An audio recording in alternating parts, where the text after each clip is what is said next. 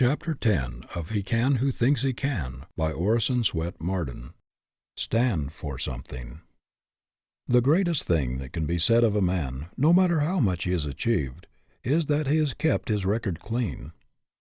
Why is it that in spite of the ravages of time, the reputation of Lincoln grows larger and his character means more to the world every year? It is because he kept his record clean and never prostituted his ability nor gambled with his reputation.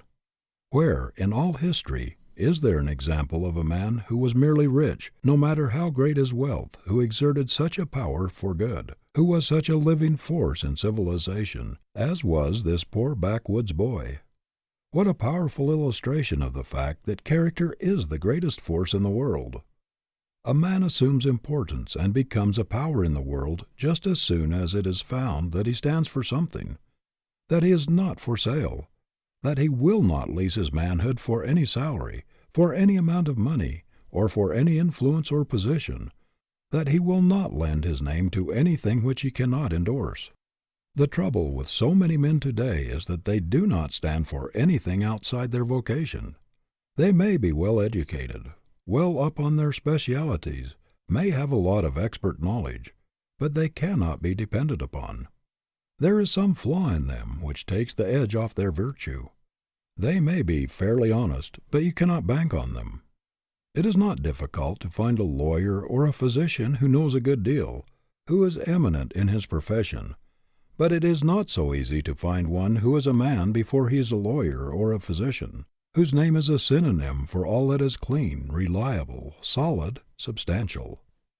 It is not difficult to find a good preacher, but it is not so easy to find a real man, sterling manhood, back of the sermon. It is easy to find successful merchants, but not so easy to find men who put character above merchandise. What the world wants is men who have principle underlying their expertness, principle under their law, their medicine, their business. Men who stand for something outside of their offices and stores, who stand for something in their community, whose very presence carries weight.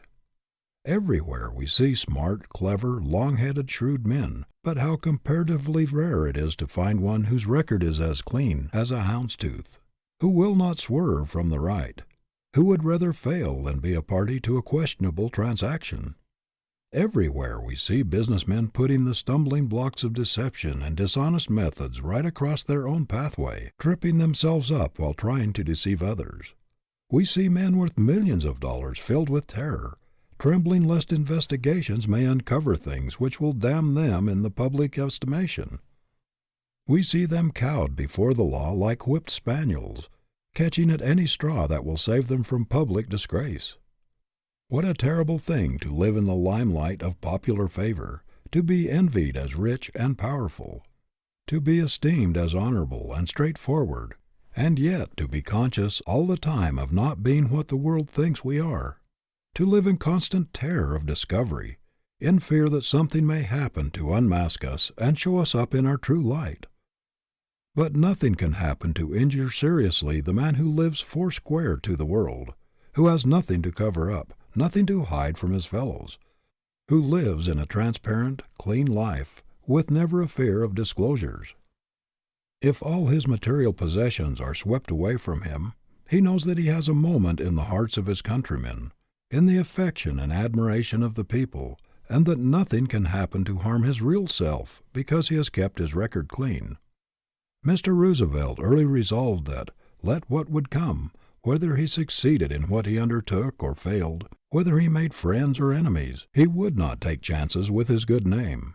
He would part with everything else first. That he would never gamble with his reputation, that he would keep his record clean. His first ambition was to stand for something, to be a man. Before he was a politician or anything else, the man must come first. In his early career, he had many opportunities to make a great deal of money by allying himself with crooked, sneaking, unscrupulous politicians. He had all sorts of opportunities for political graft, but crookedness never had any attraction for him.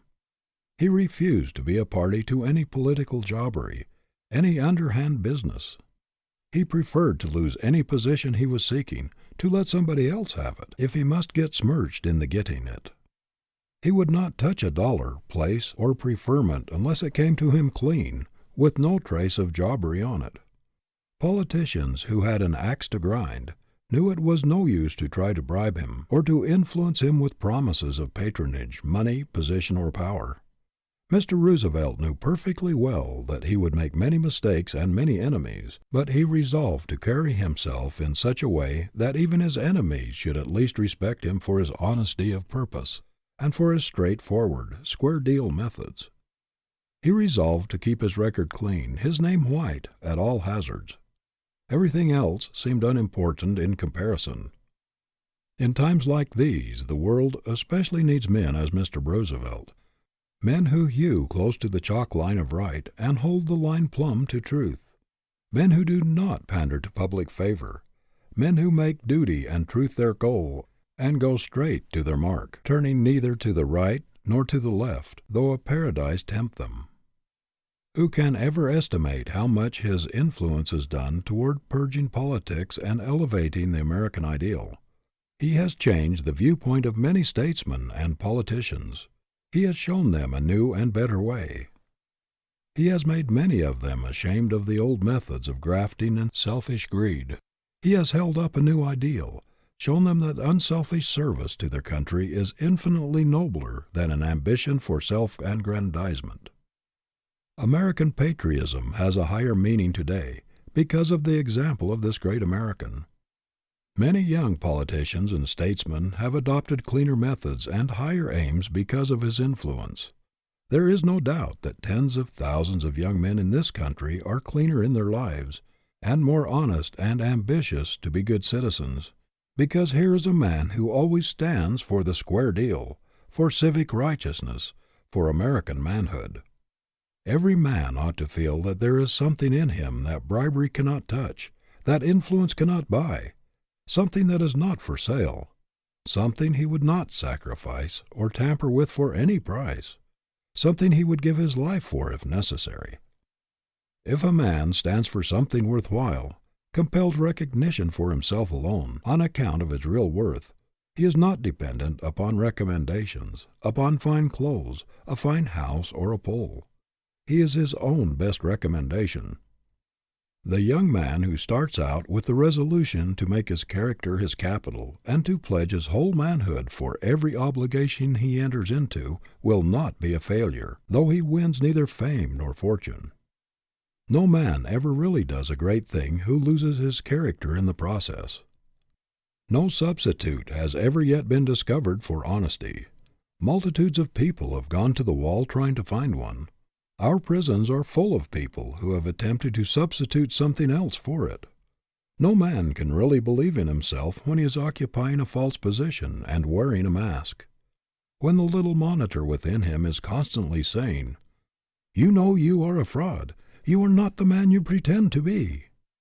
The consciousness is not being genuine, not being what others think him to be, robs a man of power, honeycombs the character, and destroys self-respect and self-confidence. When Lincoln was asked to take the wrong side of a case, he said, "I could not do it. All the time while talking to that jury I should be thinking, 'Lincoln, you're a liar. You're a liar,' and I believe I should forget myself and say it out loud." Character as capital is very much underestimated by a great number of young men. They seem to put more emphasis upon smartness, shrewdness, long-headedness, cunning, influence, a pull, than upon downright honesty and integrity of character. Yet why do scores of concerns pay enormous sums for the use of the name of a man who, perhaps, has been dead for half a century or more? It is because there is power in that name, because there is character in it, because it stands for something, because it represents reliability and square dealing.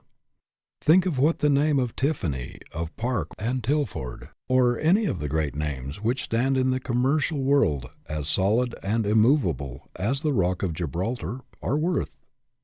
Does it not seem strange that young men who know these facts should try to build up a business on a foundation of cunning, scheming, and trickery, instead of building on the solid rock of character, reliability, and manhood? Is it not remarkable that so many men should work so hard to establish a business on an unreliable, flimsy foundation, instead of building upon the solid masonry of honest goods, square dealing, and reliability? A name is worth everything until it is questioned, but when suspicion clings to it, it is worth nothing. There is nothing in this world that will take the place of character. There is no policy in the world, to say nothing of the right or wrong of it, that compares with honesty and square dealing. In spite of, or because of, all the crookedness and dishonesty that is being uncovered, of all the scoundrels that are being unmasked, integrity is the biggest word in the business world today. There never was a time in all history when it was so big, and it is growing bigger. There never was a time when character meant so much in business, when it stood for so much everywhere as it does today. There was a time when the man who was the shrewdest and sharpest and cunningest in taking advantage of others got the biggest salary. But today, the man at the other end of the bargain is looming up as never before. Nathan Strauss, when asked the secret of the great success of his firm, said it was their treatment of the man at the other end of the bargain.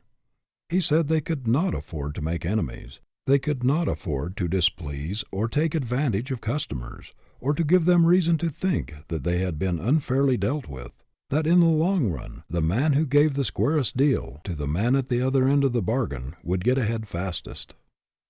There are merchants who have made great fortunes, but who do not carry weight among their fellow men because they have dealt all their lives with inferiority. They have lived with shoddy and shams so long that the suggestion has been held in their minds until their whole standards of life have been lowered. Their ideals have shrunken. Their characters have partaken of the quality of their business. Contrast these men with the men who stood for half a century or more at the head of solid houses, substantial institutions, men who have always stood for quality in everything, who have surrounded themselves not only with ability, but with men and women of character. We instinctively believe in character. We admire people who stand for something, who are centered in truth and honesty.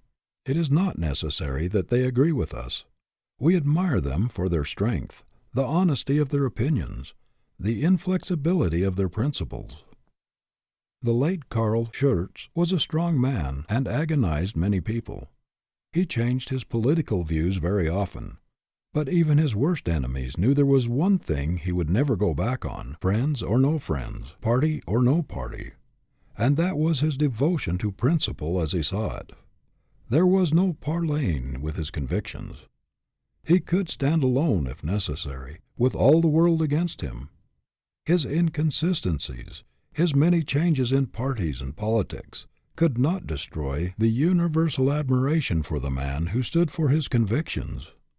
Although he escaped from a German prison and fled his country, where he had been arrested on account of his revolutionary principles when but a mere youth, Emperor William I had such a profound respect for his honesty of purpose and his strength of character that he invited him to return to Germany and visit him, gave him a public dinner, and paid him great tribute. Who can estimate the influence of President Eliot in enriching and uplifting our national ideas and standards through the thousands of students who go out from Harvard University? The tremendous force and nobility of character of Phillips Brooks raised everyone who came within his influence to higher levels.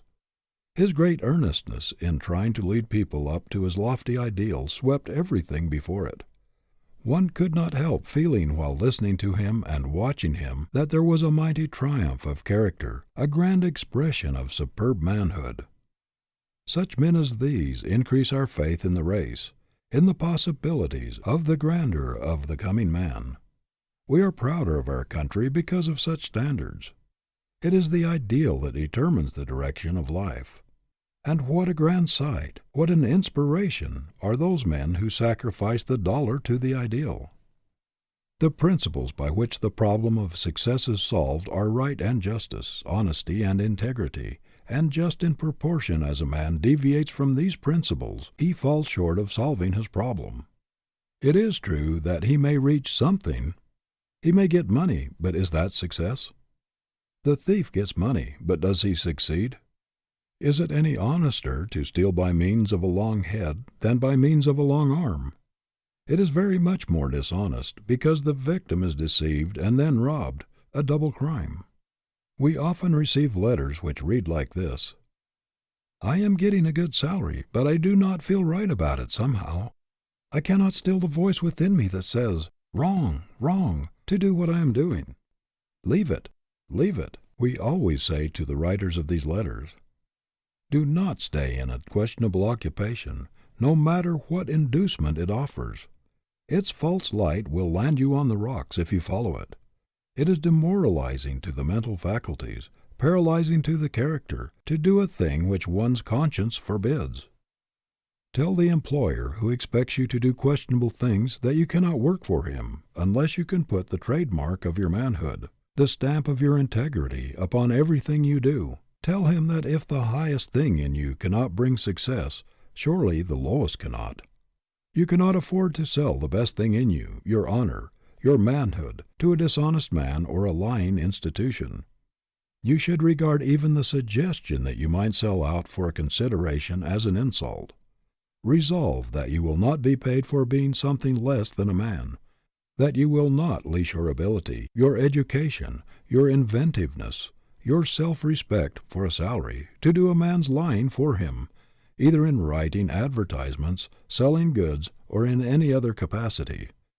Resolve that, whatever your vocation, you are going to stand for something, that you are not going to be merely a lawyer, a physician, a merchant, a clerk, a farmer, a congressman, or a man who carries a big money bag, but that you are going to be a man first, last, and all the time.